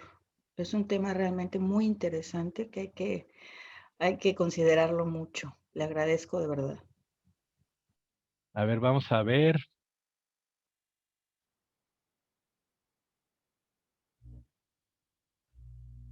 Bueno, pues el Ayurveda y el COVID. Desde el punto de vista de la Ayurveda, el mejoramiento de la inmunidad juega un papel importante para mantener una salud óptima. Es decir, también es una terapia del terreno, de la Ayurveda. Acuérdense que el terreno es la persona, el cuerpo. En esta tríada enfermedad, patógeno y terreno, en donde la medicina moderna principalmente se enfoca en el ataque del patógeno, terapias como la Ayurveda se enfocan en el terreno. Para mejorar la inmunidad juega un papel fundamental este, el mantener una salud óptima. Ujú. En el Ayurveda, los principios preventivos se basan en los conceptos del Dinacharya, que son el régimen diario. ¿A qué se refiere esto? Desde el despertar, desde la mañana, puede ser el ejercicio, dependiendo de tu dosha principal, es el tipo de ejercicio que tienes que hacer, la alimentación que debes de comer, hábitos como el masaje, como la meditación, y hábitos en general, es decir, les hablaba del dharma, del correcto hacer y el correcto pensar. También la mente y los hábitos de la mente te pueden llevar a la enfermedad. Ujú. Si estás obsesivamente pensando en algo, si ves pornografía en exceso, por ejemplo, o estás pensando cosas tristes todo el tiempo, etcétera, pues vas a también empezar a afectar tu cuerpo. A eso se refiere el dinasharia, que va desde la nutrición, los hábitos, cuánto el exceso o no de trabajo, porque ambos son malos.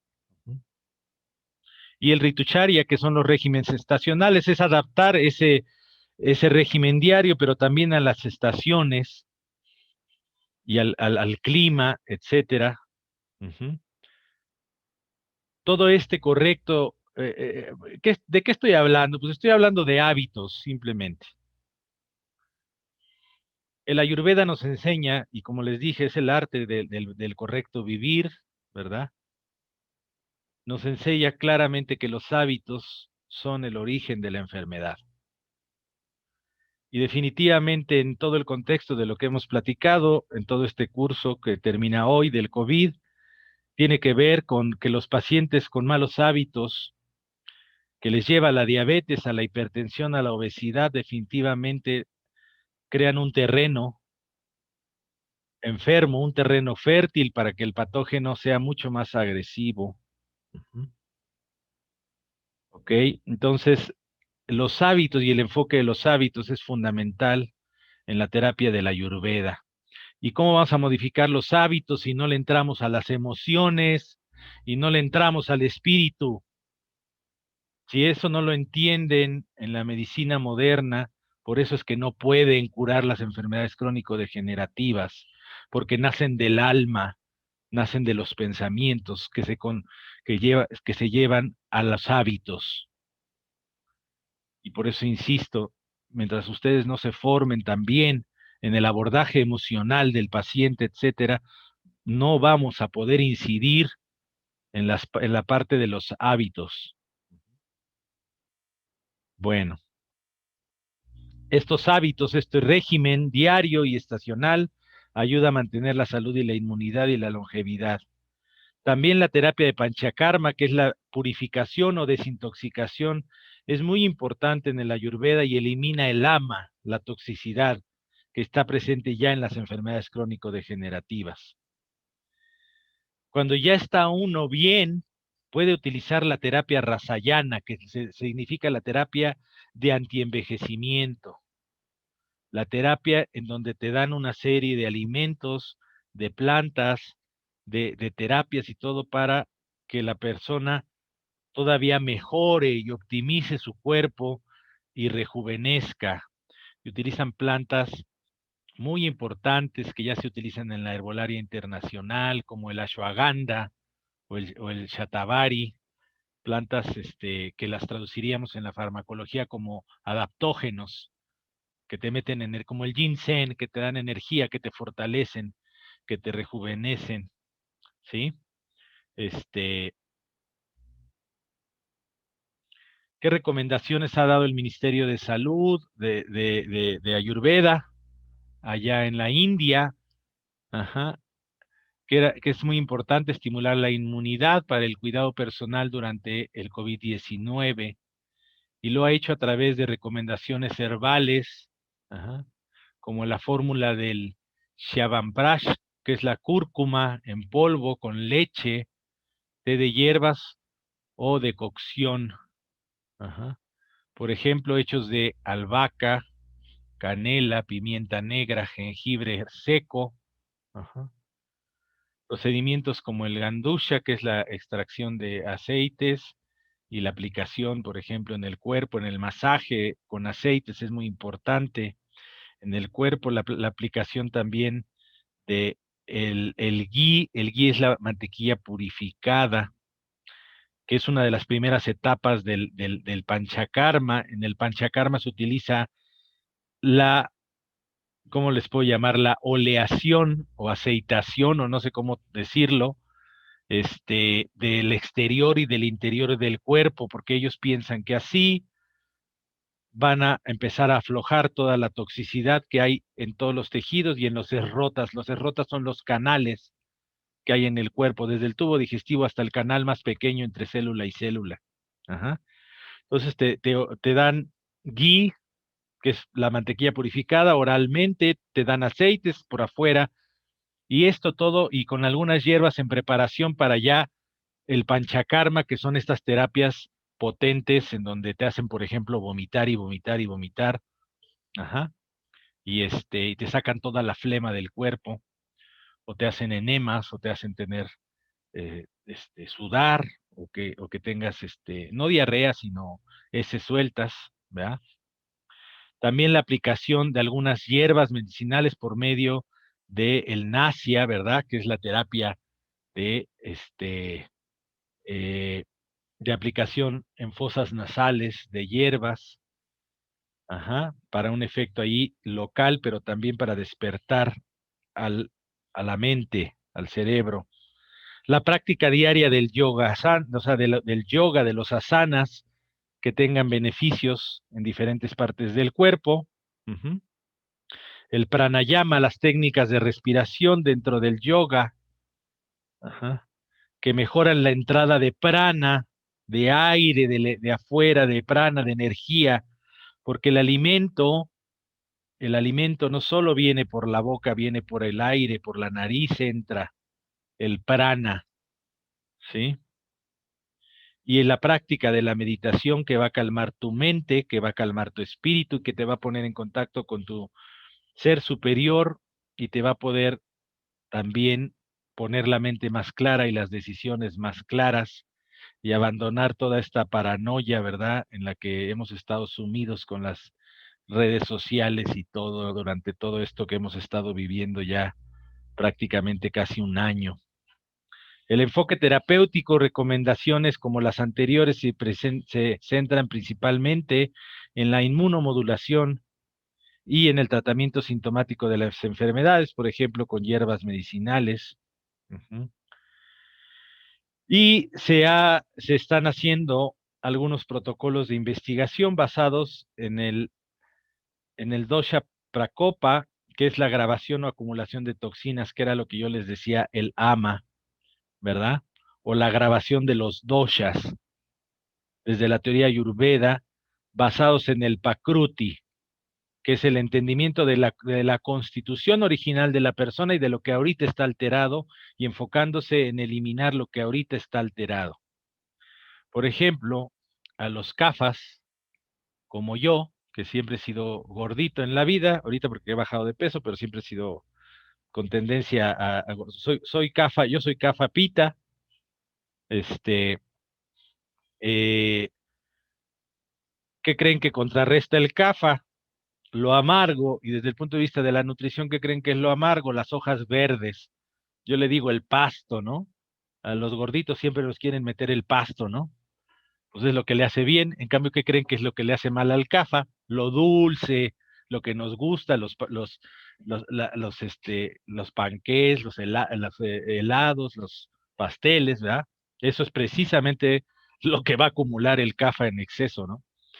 Esa es la visión desde el Pakruti, el equilibrar al Pakruti, el mantener el Pakruti en la Constitución, lo puedes hacer a través de entenderlo y de todo lo que le das desde la nutrición al paciente. Entonces, el Ministerio de Ayurveda en la India está promoviendo protocolos de tratamiento basados en estas teorías, de las cuales les he estado hablando el día de hoy. Uh-huh. Las terapias de Shodhana y Rasayana, son las terapias de rejuvenecimiento, las terapias suaves, mucho menos agresivas que el Panchakarma, ¿verdad? Para mantener la salud y la longevidad de las personas. El Chiropada Vyanga, que es el automasaje, desde pies hasta cabeza. El masaje también se recomienda que otra persona, por ejemplo, el masaje terapéutico Ayurveda normalmente es dado por 2 personas a la vez, en simultáneo, en forma bilateral.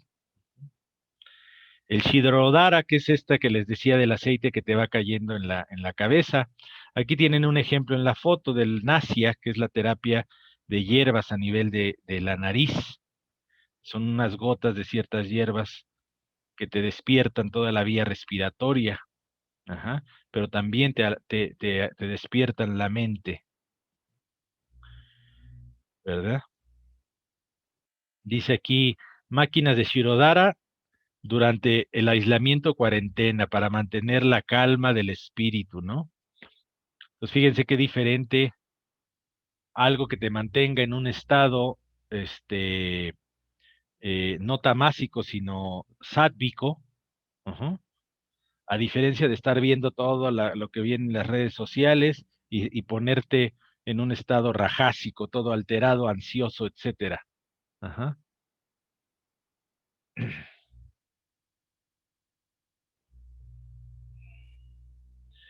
Dice aquí, la mayoría de los países están ocupados abordando el pico de COVID-19, los efectos adversos a largo plazo del encierro y sobrecarga de información sobre la salud física y mental no debe de ser ignorado.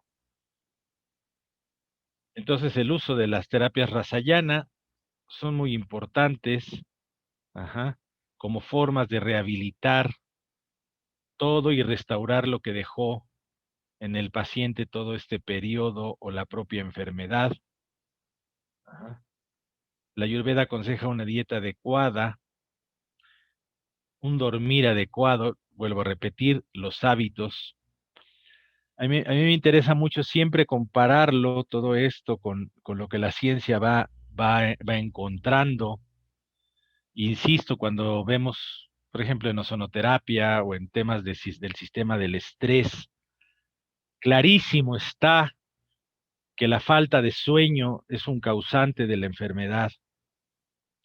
Y clarísimo está que en la sociedad moderna cada vez le tomamos más horas a la noche, porque la tecnología nos lo permite. Imagínense antes de principios del siglo pasado, en donde había velas y todo esto, bueno, pues normalmente dormíamos cuando oscurecía y despertábamos cuando amanecía, ¿verdad? Empezó a llegar la luz eléctrica, después la televisión, el teléfono, el celular, y ahora con el celular, Facebook, WhatsApp, Twitter, etcétera, y Netflix y demás cosas que te mantienen despierto, que te quitan horas de dormir y que creen, cuando se duerme, precisamente se reconstruye el cuerpo, se regenera el cuerpo y la mente y el espíritu. Entonces, los hábitos es una de las principales terapéuticas de la Ayurveda. El dormir bien es fundamental. Ujú. No les dejo de insistir a mis hijos que duerman, que descansen, para que el cuerpo se pueda recuperar. Ajá.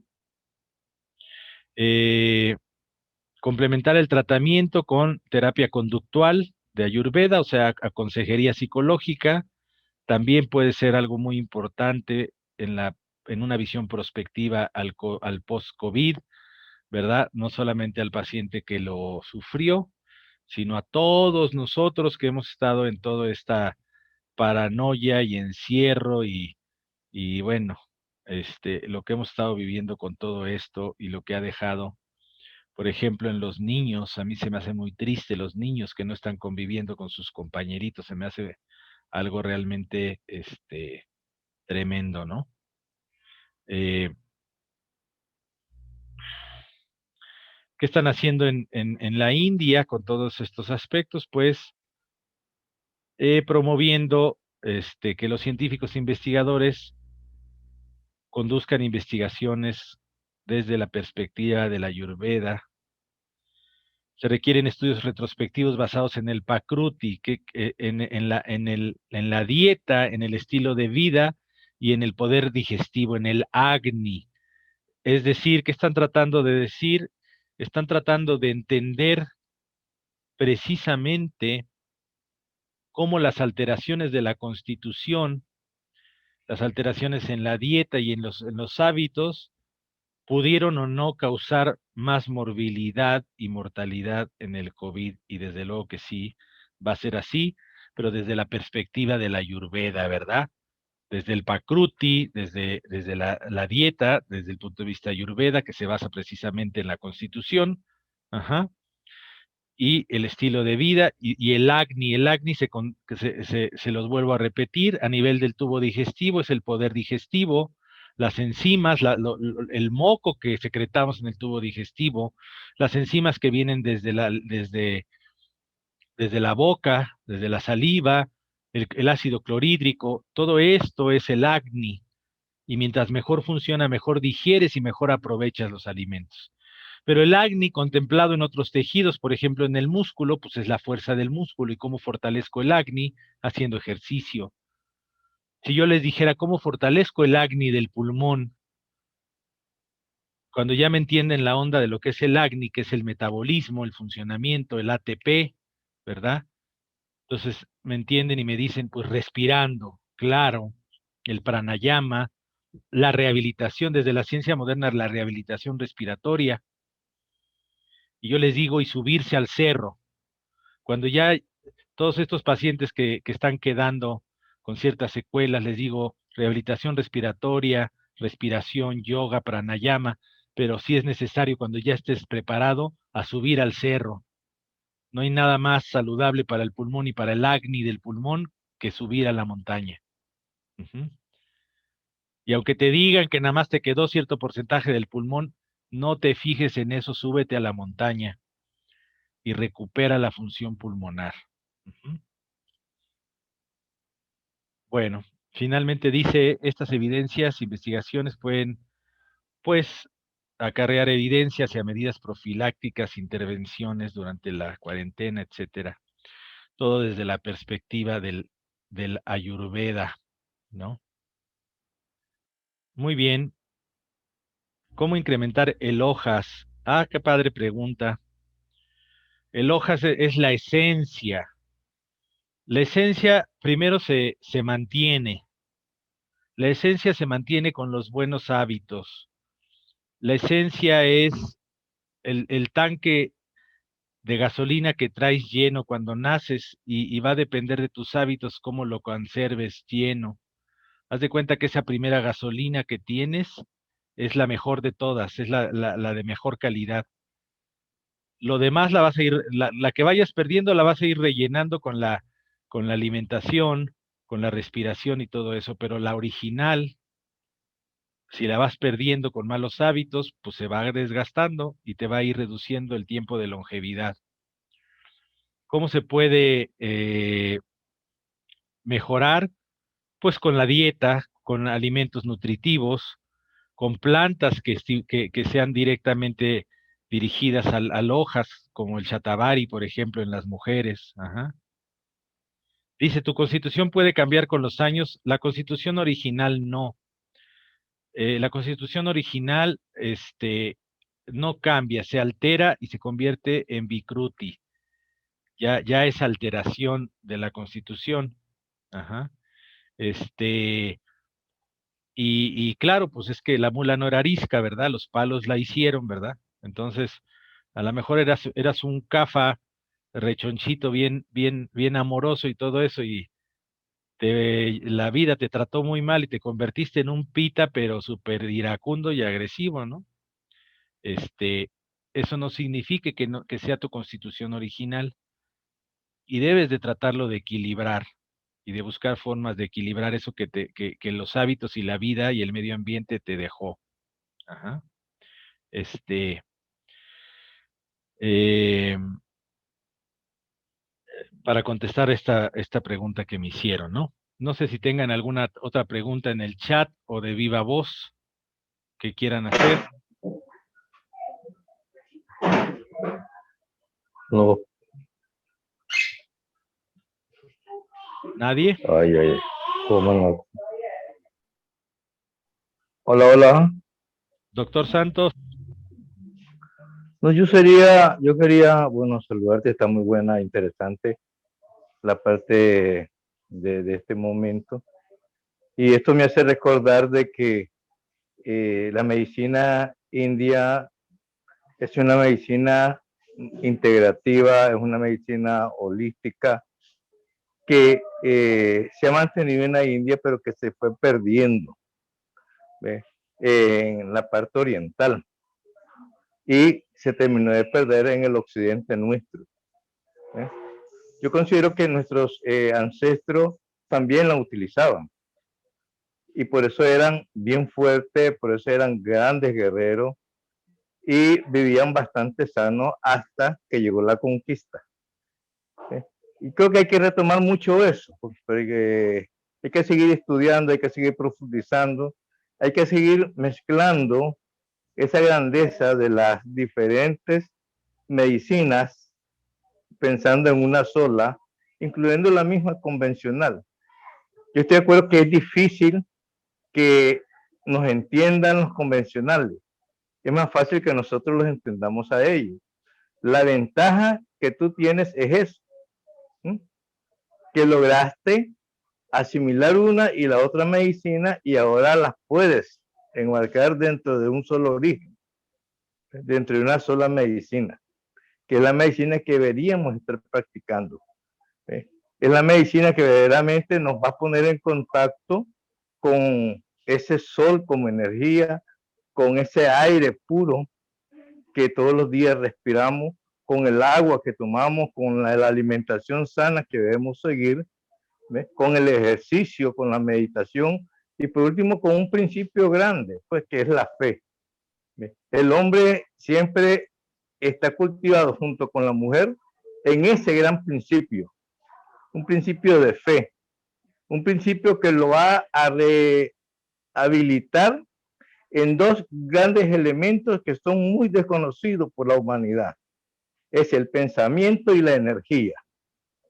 Todo el mundo siempre andamos cuidando el cuerpo y no profundizamos. Entonces, esta charla sí nos hace y nos va a obligar a buscar más. ¿Ves?